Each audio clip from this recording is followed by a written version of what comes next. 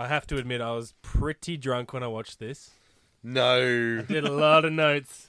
Wow. Pissed off. Pissed off. Like 4 pages of notes, and I haven't reread them. I think 5. Jesus. What I've for written- this I've episode? I'm pretty sure I just wrote down what happened. The whole thing. I think the equivalent of you being King Cooper, for no reason. Just wrote that down. How drunk were You you? weren't drunk to write that.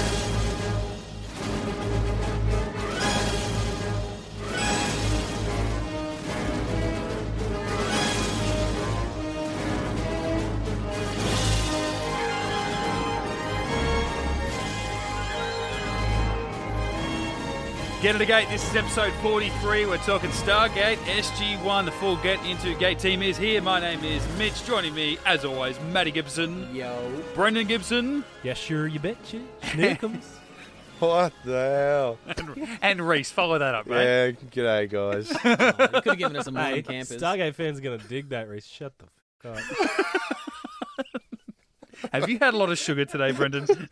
Not enough. Are I've you got a really cold, drunk right now? And I've had a lot of lemon tea My God, running really. through me. We are 3 Stargate fans and 1 newbie, that being Rhys, watching it for the first time. We are watching it all over again and just going through it and finding out what a new viewer thinks of it 20 years on. This is the season finale of Season 2, boys. Out of mind. Let's revert, as we always do, to the DVD synopsis and find out what goodness it's got for us this week. O'Neill awakens, seemingly from a 79-year cryogenic sleep. Seemingly. Well, it seems like I've been asleep for 79 years. That was a good one. To find that his team is long I've got a dead. 79-year-old morning wood. This bad boy ain't going away anytime soon. Wow. You know how I know this is going to be a loose episode? I've never been interrupted reading the synopsis before. O'Neill awakens seemingly from a 79-year cryogenic sleep to find that his team is long dead. He is questioned about Stargate, but then discovers that it's a setup and he's actually a prisoner of the Goa'uld, who intend to learn all his secrets and then destroy him. Totally. He is questioned about Stargate, not the Stargate. He's actually questioned about the show. It's meta. Yeah. So what about, what's SG-1 like? What's Hammond's real name? Is Walter as cool as he seems? When's Walter coming back? So because last episode was a time travel one, I was going, did they get slingshot into the future? First time I watched this. Yeah, it's a weird Oh, back-to-back situation, isn't it? Yeah, Like, it totally is. Because back in time, one episode, and then you're forward in time. I'm just like, oh, they're just going like way out there. Like Yeah. they've got just 4 ideas, and they're like, let's just do it back to back. Yeah. and it's almost like they partly ruined their own twist with last week's show. It's like they went to the future. Yeah. They went, Yeah. like 60 years into the future and said, look, this is what this SGC looks Oh, like. yeah. We don't use the room. Everything's got Apple towels would and be sheets over it. devastated. And then totally, yeah. he wakes up 79 years in the future and is he to assume, well, hang on, in the 19 years that we saw Cassandra as an old woman, Yeah. they really got things firing up again. Oh, we're back. Yeah. But yeah, it was... Good call. I don't know, strange back to back. Like they could have very easily, I think, fit show and tell in between these 2 episodes. It wasn't Yeah. like last week's 1969 was a crucial build up to this episode. If anything, maybe it ruined it. I don't know, maybe not. Well, I mean, it's a... Clip Clip show. Clip I show. think- for the clip show. So, they've obviously run out of money. For me, it was different to politics because... Politics was good. Whoa. That's not what I was going to say. I've got At some all. things to say though. I tell you, you go. I feel like I'm going to say something controversial to the majority of the room. Well, I just felt that because they had that technology and they were actually seeing their memories, I Memories thought, that they weren't present for. yeah, from a third They were person seeing- point of view. They're seeing themselves in the memory. Yeah, but even so, for me, it was kind of intertwined. What didn't feel like it until kind of more to the back end of the episode that it was a clip show. And like politics, 15 minutes in, you're like, well, this is a rerun. Yeah, episode. politics was like literally, let's cut it right there, and there's the clip. Yeah. Whereas this, it's like there's a reason why we're watching the clips. You know what I mean? And it's showing it from their memory. Yeah, at the same time, it does really bring up a big pet peeve I have when you do see things like this in sci-fi type shows where they can show someone's memory. They show, footage from the actual episode. It's like, well, hang on. O'Neill didn't see it that way because he's seeing himself on that vision. Then I'm like, but a lot of the rest of the clips they showed to the audience. It filled the screen up for us as we're watching. Yeah. So I'm like, well, we're just watching the memory they're having. We're not necessarily watching from their POV. Here's the problem, though, is one of Daniel's flashbacks is of Jack with Hathor getting turned into a Jafar. Yes, yeah. Daniel wasn't present for that. Wasn't there. Yeah, that was really weird. Carter wasn't present for the flashback of Apophis when Apophis and Chlorel ringed out of the ship. Yeah. But that was one of her memories. So I just feel like I forgive politics because I can look past the flashbacks because what's in between it is brilliant. Yeah. The problem I have with this is politics, wasn't the season finale, at least as much as you guys hate politics. Well, pretty close to it. But look what came straight after politics, one of our favourite episodes of the season. Yeah. This is our season finale. Yeah. It's a clip show, and then the big reveal at the end is Hathor. Yeah. Really? Come on, man. Last the goddess of sex, drugs, and rock and roll. But it's like last season was like Apophis, and he's got 2 ships orbiting Earth, and the self-destruct's been set, and everyone's gonna die. And this big cliffhanger right at the end is, someone's gonna become a Jafar. Oh wait, Jack was already a Jafar, and we fixed that. And that was a season and a half ago. For me, it was Hathor saying, if you don't tell me everything I want to know, I'm going to stick a Goa'uld inside you that will tell me everything I want to know. I'm like, then why Just the do it. Why the charade? Why did she spend all that time and effort recreating the base? Yeah. Not just 1, 3. Yeah. Three separate entire bases. Yeah. And Because a she's cast, a dumb bitch. This is why I said to you She's guys. been in Mexico for 3,000 years. She loves being the center of attention, obviously. Like it is a good cliffhanger in the sense that, okay, they've been captured. Like at least with It's a good cliffhanger in the sense that they didn't finish the episode. No, I mean, like you got last year, they weren't captured. They were on board a ship, but they weren't known to Apophis or anything like that. They were in that room. They were going, shit, we're on a path to Earth, and this is going to blow up Earth. It's like, shit, there's a lot of danger there, but they're still safe in the moment. This is like we've cut in the middle of a scene. But yeah, the lead up to it, like I honestly, rewatching this again today, I'm like, I think, gun to my head situation, I might prefer politics to this because. Thank you, sir. I'm not saying it's good. I'm not going to high five it. Don't you I'm not high He's fiving leaving it. you hanging, bitch. I'm not high fiving it. He's not proud of it. Yeah, no, I'm not proud of it. I'm not proud of it. You son of a bitch. But I think, Fully left him hanging. You son of a bitch. Brendan was right, though. Like, you're 15 minutes into politics, and you're like, okay, this is going to be a clip show. This teased you that it wasn't, and then it overloaded you so much that by the end of the episode, I looked back on it as just being a clip show. Like, I'm looking, going, why couldn't you turn this into a fully fledged episode? Why did this have to be some stupid clip show? Like, even if you wanted to end on the cliffhanger that Hathor is holding out a mature Goa'uld symbiote in front of them saying, I will implant you with this and you will be my slave and tell me everything I want to know, why can't you fill in the rest of the story before then? Why not show them really trusting the future SGC people? Like, and so that reveal means so much more rather than Jack just accidentally overhearing them talking Goa'uld in front of him. Like, why the would they risk that? Yeah. This is the season finale. There's not going to be any Stargate on your televisions for 3 months when this first aired. This was the hook to bring you back next season. There was an act break in Hathor in season 1 where Jack is literally turned into a Jafar with a pouch. And that was just an act break. All she's doing here is the season finale is holding up a Goa'uld. Yeah. Oh, it's Hathor. And it's like... They spent $40,000 on that CGI. I know, right? I think that's the first CGI. First CG, Goa'uld too. Yeah, right. Which they probably shouldn't have put in the same episode.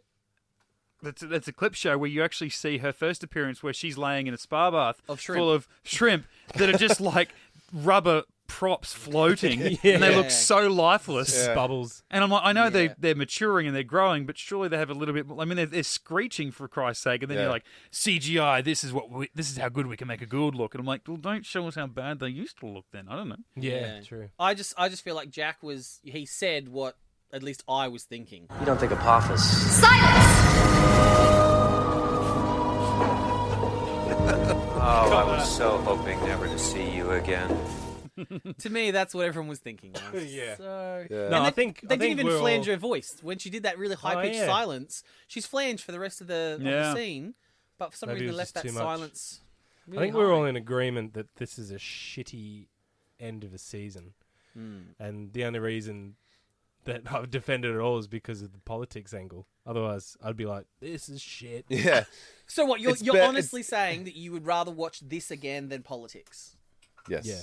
Wow, that's I like the premise of it, how it was all a storyline while it wasn't just sitting around talking and then thrown to a clip. Yeah. It was an actual storyline to it. But in saying that, I picked it every time. yeah. The clips went so long. They bring the capsule out. I picked that it was going to be an member of the SG-1, and then when they started talking about, so that could be an enemy of the Goa'uld, it's and I'm like, okay, well, no one's dead then. But at least I Yeah. feel like politics was kind of like a season wrap up, and it's like, well, here's all the things that have happened. Here's the important stuff. If you're only just getting into the show. Yeah. One of the flashbacks for this episode was back to the Knox. But that's what I got to give him credit for. The flashbacks were the shit that I loved watching. So Yeah. was politics. It wasn't- though. Politics was good shit. They didn't show. I can't remember it, to be honest. But I just feel They like showed the Nox. They showed the Asgard. yeah, they showed this stuff from the fifth race, like and they showed a bit of Thor's hammer stuff. Oh, sorry, Thor's chariot stuff. Yeah. So they really did cherry pick all the best stuff. But it just, to me, it was a bigger stretch to include it into the plot than it was for politics. Yeah, right. And it, So I was just it like- doesn't make any sense at all. I just Like, for me, honestly, it's deleted from my memory almost because Yeah. when I go back and rewatch, I'm like, oh, where does this fit in? Because it doesn't matter. yeah. No. And that's the thing. Nothing is happens the that- season 3 opener is a brilliant episode. Yeah. And it's the two-part. It's the second part to this cliffhanger. Yeah. And it's brilliant. So it shows like what this show can do when it's got money and they've had a bit of a break to make Yeah. another pass on the script. But yeah, this is just falls so flat. I think this is going to have to be one of my lowest. Even if of both seasons, this has got to be pretty low down in terms of just quality. And It's definitely in the horse shit category. yeah, they say Teal'c was out for 3 weeks. Apparently, he was so fucked up from when SG-1 got taken. They said he's been unconscious for 3 weeks. That's huge. That's like for one of us to be out for like 6 months. Or dead. Yeah, pretty much. He threatens to leave again. Well, Harden up. not really. If SG-1, My friends aren't here anymore. if the whole of SG-1 died, I'd probably stop watching. Well, I guess. I got news for you, buddy. And this is, I only noticed this for the first time because I sort of, when I go back to rewatch it a second time to grab audio and stuff like that, I'm sort of right up close to my computer screen. Teal'c cried. Yeah. When he's like, piecing out, he just gets the perfect single tear rolling down. Single And again, tear. they in 20 years, I'd never noticed that before. Yeah, one thing I really liked about this is knowing that they were Goa'uld. Well, how good their composure was.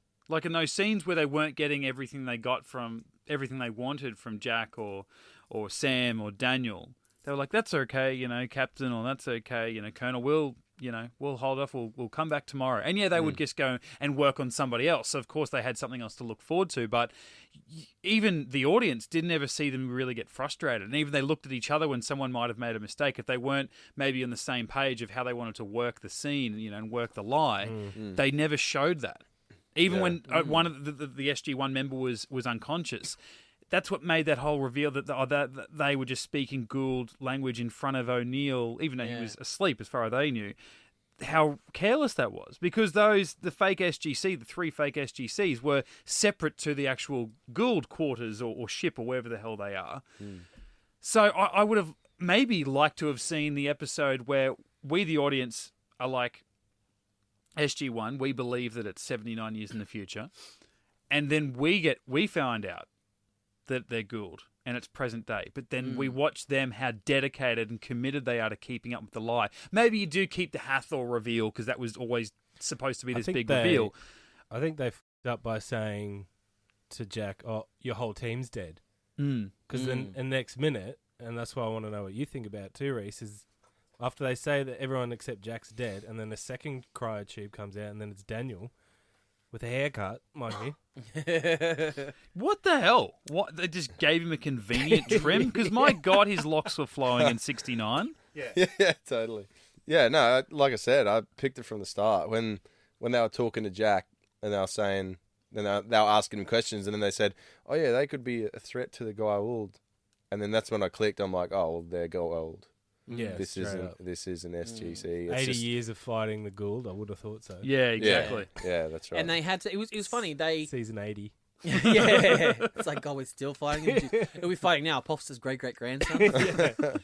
They make a point a couple of times, like Teal'c says it when he's recounting the battle, and then Daniel points it out as well, how odd it is to see Horus and Serpent Guard working together. Yeah. Because Ra and Apophis were adversaries. But then later on, when it's the reveal that it's Hathor, you kind of go, oh, okay, well, she's been using her breath on them.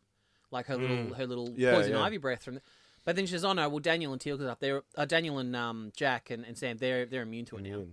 Yeah. So there's clearly a time limit. I just thought it was really convenient to write around her breath. Be like, oh no, you guys are immune to it now. Yeah. Yeah. And it's like, Yeah. so there was too many plot holes in this one. So and what was the whole basis for her doing it? Gain knowledge of yeah, she said something about the Empire. She's been out of the loop for a while. So rather than just, I don't know, exploring herself, she decides, oh, well, that planet I woke up on, I'm going to recreate that base 3 times from memory. I'm going to spend a year building it and staffing it so that then they can tell me everything I need to know about the current state of the universe so I can take over. Yeah, right. It's like, well, she clearly had to amass an army and generals and all that sort of couldn't stuff. they tell her? From other Goa'uld. And this was the end goal. Yeah. It's like, really, love? Nailed it. If they had him out cold, just shove a Goa'uld at him, he wakes up. The thing that I was pissed off about was when Carter came out and the woman said, oh, maybe that'll help us defeat Apophis. And she goes, isn't Apophis dead? But no, he's not, because you send him back to Sokar and you know he has a sarcophagus. Yeah. So why are you saying that? Well, it's that murky thing of, well, this is apparently 79 years later. Yeah. So I guess, it's like, well, would Sokar have gotten sick of him by now and actually killed him? True. I did notice that Jack was getting a bit close with Carter. Yeah. Oh, romantically, God, sniffing her hair and shit. Yeah, she was like trying to, protect her modesty and sitting up, and she's like, get the out of my way. And he's just having a little creepy moment, I think he sniffed her. Yeah, yeah. When he grabs her and hides behind the post when the guards are coming through. Oh, yeah. And he's like full hugging her from behind and like real close to her hair. And I'm like, dude, that is creepy. That made We can see you. that made the DVD cover, I think, as well. Oh, true. Yeah, that little shot there. But yeah, other than that, I think it's just it really didn't make an impact on me because the day after I watched it, I was thinking back to it and I'm just like, how did that end again? Like, I didn't even remember it was a to be continued. I'm just like, oh, dang, I have to go back and watch it again because I can't remember how it finished. If you think about the cliffhanger from last season, it's like you can't wait to watch the next episode. And that's how I was. I remember watching the end of the last episode of the season and going, oh, man, I need to watch that episode. Yeah, and this one you're like... But I couldn't because I was recording a bloody podcast about it.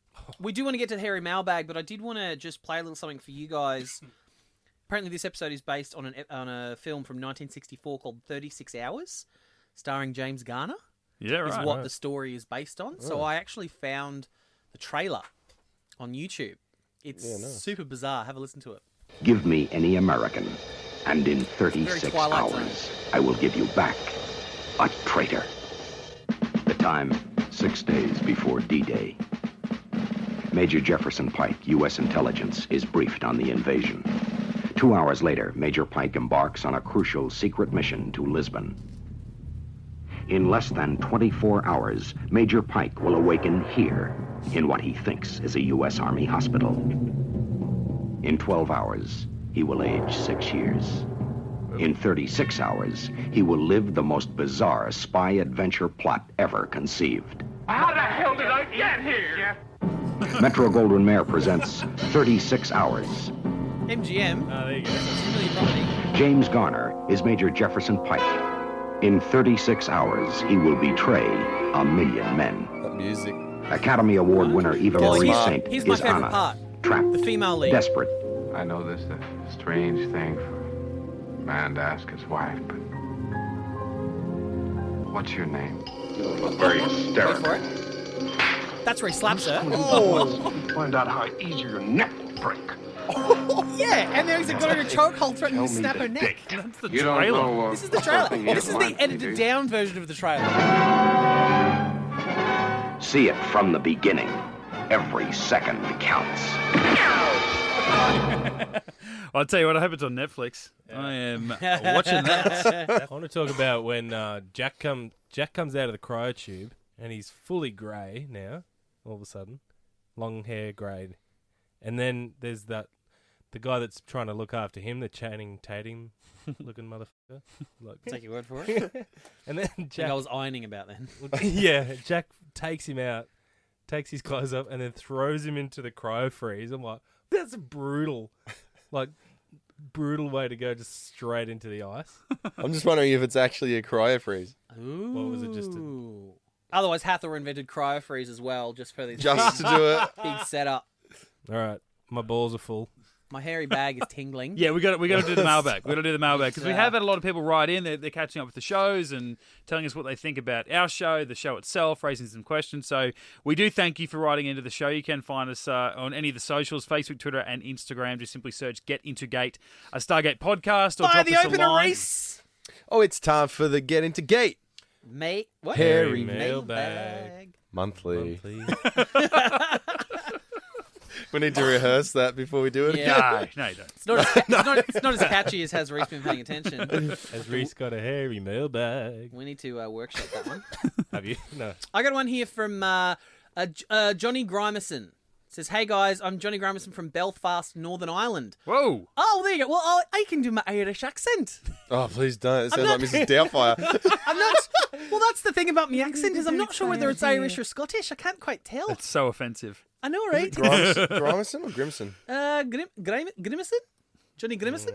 Mm-hmm. He says, "Hey guys, I'm Johnny from Belfast, Oh, Northern don't. Ireland. He's never going to listen again. I'm a big Sorry, Johnny. I'm a big fan of Stargate SG-1 TV show, and I've seen every episode, and also love the podcast you do, Fiddle Tell me how many times you practiced. What are you talking about? That is Mrs. Doubtfire. Is it? Yeah, It's pretty totally. Well, if you want, I'm a hip hop and granny with if you want, well, if you want Scottish, you go, Shrek farty donkey. Now I'm Scottish. Oh, But shit. Irish, you have to go a little bit higher and put a bit of an American twang on it. Anyway, Johnny says my favorite, I think the American accent is an Irish twang. my But anyway. Totally. my favorite 2 episodes is season 7, episode 21 and 22, Lost City. Just wondering if you can do a shout out, please. Poor Cheers, cunt. guys. Philly deep potatoes. Sorry, Johnny. Yes. Like, Oh, really? shit. My grandmother is Irish. I'll have you know. All I'm saying is I've got You Irish blood, can't so read it's it. You fine. can't read it in an Irish accent. Well, I did. So Well, I did. I'm not doing it again. Honestly, if you ask me right now what he said in the letter, I don't know. he said his favourite episodes is Lost City. Okay, yeah, no, I remember now. Yep, and he's wondering if he could do a shout out, please. Cheers, guys. I've got the opportunity to do this, but Johnny, I just won't tell because me if I nailed it or not. Okay. this guy, Joe McCready, he's from Sheffield, England. You're right. That's really good, Brendan. right, That's so good. You can all go and get. You're right, Sheffield. You're right. You sound like you're from London. Fantastic show, guys. Binged on the podcast a month ago and now can't wait for every new show. Thank you very much. I've got my brother listening too, but he's not on any of the socials, so you won't be hearing from him. He doesn't like you that much. Thank you, Joe. Thanks, mate. That's Champion. awesome. Joe B. That's like, 14 on Instagram. I got one here from Aaron Percival. He says, I recently discovered the podcast. I'm just finishing up on the Hathor episode, and I got to say, I'm really enjoying it. You're Well, mate, welcome, Aaron. Yeah, if you enjoyed Hathor, well then you've got, He you're says, gonna love other episodes. Maybe he just likes Twisted Sister. I really like Aaron because he says, you guys are really entertaining and I'm enjoying the premise of going through it with Rhys. Well, thank you, sir. That's why I'm here. Also, I'm liking him a little bit less now. He says, also, does Maddie talk about the Gilmore Girls miniseries at any point in the future? Curious to know his thoughts on that too. So, See? there you think go. that- Not. Give No, the don't people pity what him. they want. That's a firm tongue-in-cheek, I believe. Okay, so it's 4 episodes. They're 90 minutes Oh, wait, each. he did. They're named Wait, Winter, wait, Spring, wait. Summer, and Fall. Wait, he did put a winking face with the tongue out. No, anyway, so it's And a picture of a gun in his head. It's 4 episodes entitled Winter, Oh, Spring, P.S. Summer, I and hate Fall. Maddie. No, he didn't say that. He didn't say I added that. that bit. It's a little friendly banter. So it's Winter, Spring, Summer, and Fall, named after the Carole King song because after the original series picks up, and it's brilliant. You should do a Gilmore Girls podcast. Oh, I feel like it might have already been done just recently. Why? Well, Have you thought about doing the Gossip Girls one? Well, no. The truth is, I've got no friends who like Gilmore Girls. So you almost had me saying Gossip Girl then. I had some responses from last week's episode, Show and Tell, because I simply put it on Twitter from Get Into Geek. What do you think of this episode? And Tim at Parks8472 said, I like it. RDA, Richard Dean Anderson, obviously, always shines in episodes that put O'Neill in the father protector role, which I think is what we said last week. And we love those sort of shows because he got a surrogate son, another one last week, Charlie 2.0. So glad to know that we're on the same track. Craig at Rauma T-Boy, I'm not too sure how you pronounce your handle on Twitter. In response to the same question, what do you think of Show and Tell? He simply wrote, was a bit boring. Thanks, Craig. Wait, was that our episode or the episode? I hope the Stargate episode because they can come back from it. I got one here from Kenneth Price. I'm not sure if we've read this one out before, but he says, watching Arc of Truth. This keeps going through my head. Cooper! I love that. That's a thing. Do you know what I reckon we should get some shirts made up? Just Cooper! And if you get it, you get it. Yeah. That's all. Who was that? That was Kenneth Price. He also sent you a little meme of Roseanne. Yeah, Dan, what are you going to do? We got one here from Matt Cormack. Hi, guys. Keep up the awesomeness. Rhys certainly takes a hounding. You're not bloody wrong, mate. Yeah. Pounding would have taken this on a different tangent. I don't think we need that. This episode, we don't need another tangent like that. Rhys does enjoy pounding, but that's only when Lincoln's here. I found this random video that might interest you. Did Saddam Hussein own a Stargate? Yeah, he also commented on the our 1969 post and said young Hammond, the actor who plays young Hammond in 1969, is in future episodes, not as young Hammond, but as another soldier. So yeah. Well, what episode was it? That top actor. He's a good actor. Lockdown, season 8, episode 3.